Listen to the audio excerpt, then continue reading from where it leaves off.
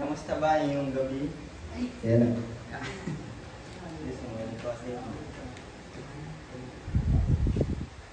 Wala.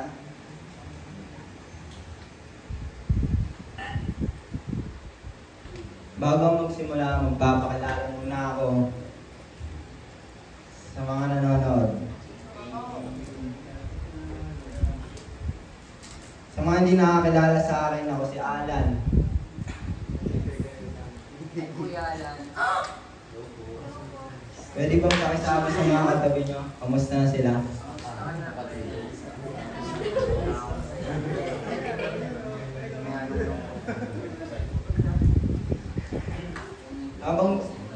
Habang ginabasa ni Kenneth yung passage, di ba? Napakaganda. Napakaganda. Wala, hindi ko naduduktungan. Mahirap eh.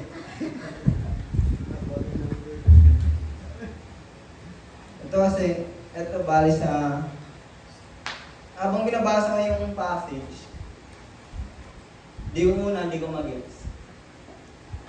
Kasi, minado na natamad akong basahin. Pero nung nabasa ko na siya, kasi guidance na ako eh, ilang araw na nun. Try ko siyang basahin, nawain. Tapos nagdasal ako. Tapos nakita ko doon, unang nasulat ko doon, may nakapagsabi na ba sa inyo na may gumagaya ng pangalan nyo para gumawa ng kabutihan. Yan yung meron na ba nagsabi na sa inyo? Anong gumagaya sa akin?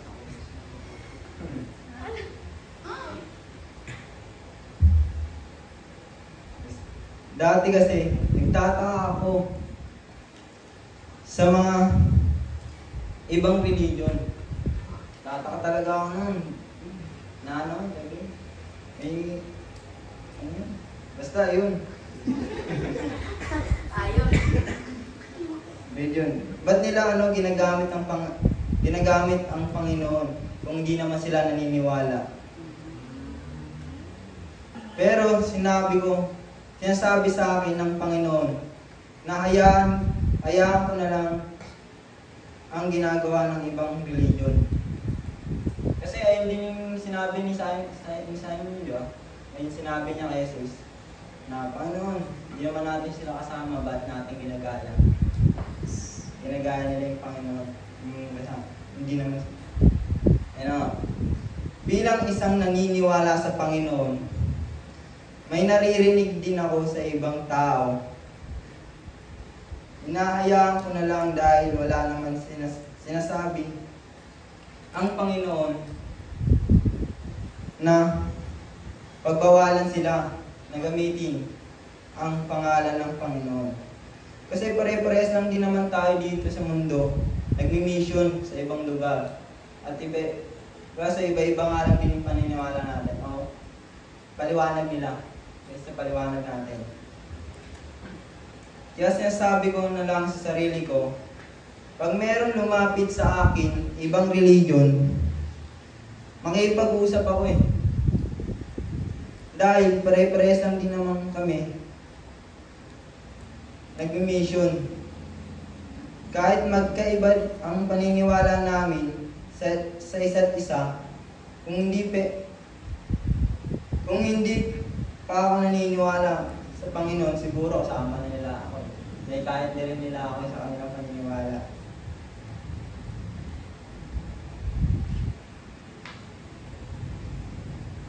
Baka marami pa akong nagawang kasalanan sa ibang tao. Kaya nung tinawag ako ng Panginoon sa kanyang tahanan, nagbago lahat eh. Aking buhay, nagbago. Una yung buhay ka, nagbago. At paniniwala ko sa sarili. Kasi paniniwala ko dati walang Diyos. Sarili ko lang. Kasi sabi ko, ako na ito eh. Kaya masisira yung mawawala yung angas ko eh. Sabi ko sa sarili ko.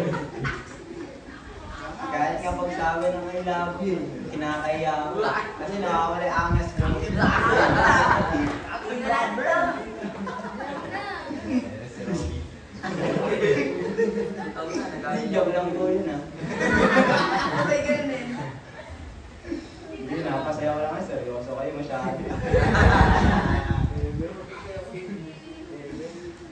Kaya sinasabi ko sa sarili ko, masaya na ako sa buhay ko ngayon.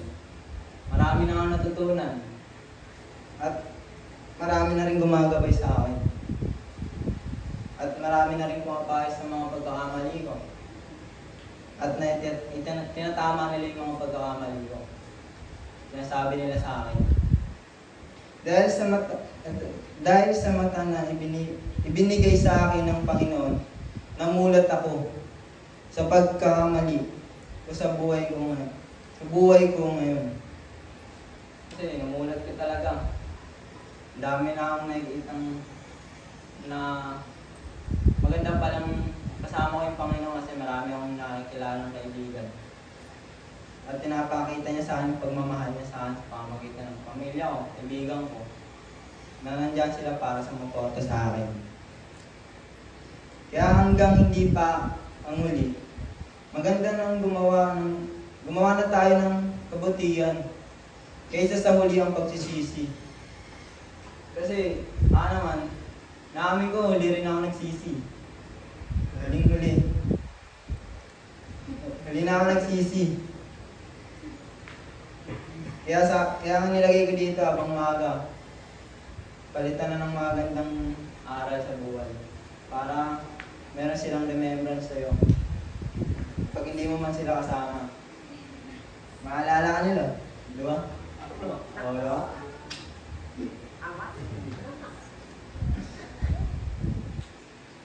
Isang aral ito, hindi lamang para sa mga alagad, kundi para sa ating lahat, na mga tagasunod ni Jesus.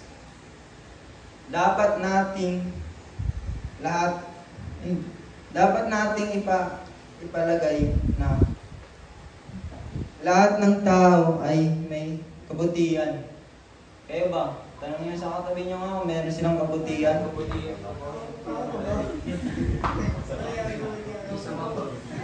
Paano po yan pag sumabot? Hindi kaya hindi sumasagot kasi humble lang sila. Sana po dito.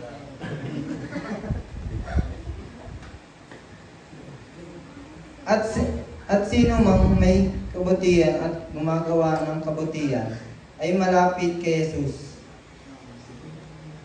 Tandaan niyo, malapit kayo kay Jesus sa inyong pag-aaral. Kilala man ng tao ito si Jesus o hindi, lantaran man itong sumusunod kay Jesus o hindi. Ano mapapagawa?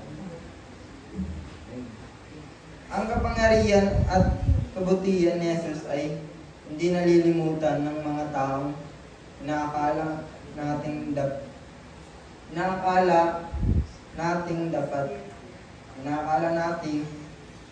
dapat nating mapagkumbabang tanggapin. Si Jesus ay para sa lahat. Kilalan man siya o hindi ng tao. Kaya dapat din nating ugaliin na maging bukas sa kabutihan ng ibang tao na inaakala nating hindi natin kalahit, kauri o kapanalig.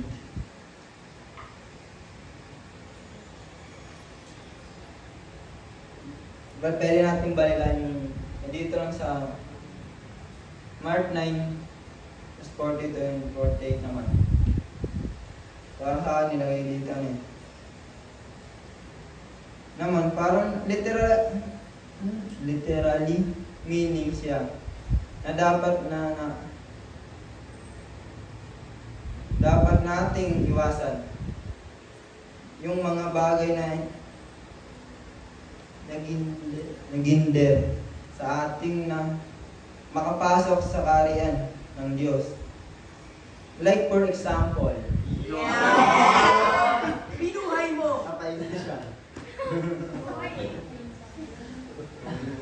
Sabi ni Christ, Jesus, kung ang mga mata mo'y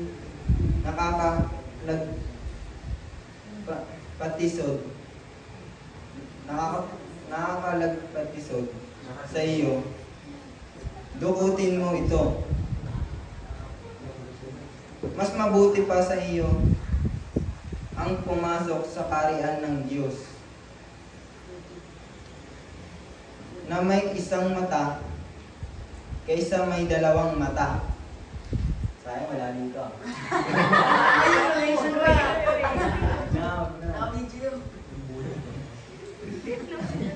At tama mo na, mamaya naman. At mabuli sa impyerno. Pero hindi ibig sabihin nun na literal mong dukutin ang mata mo. Ibig sabihin nun, iwasan mo yung mga bagay na nagkakasala ka sa magitan ng mga mata mo. Mata. Kasi yan, yung mga bagay na naghahatid, naghihinder sa atin, nakapasok sa kaharian ng Diyos. Kaya sa lahat ng oras,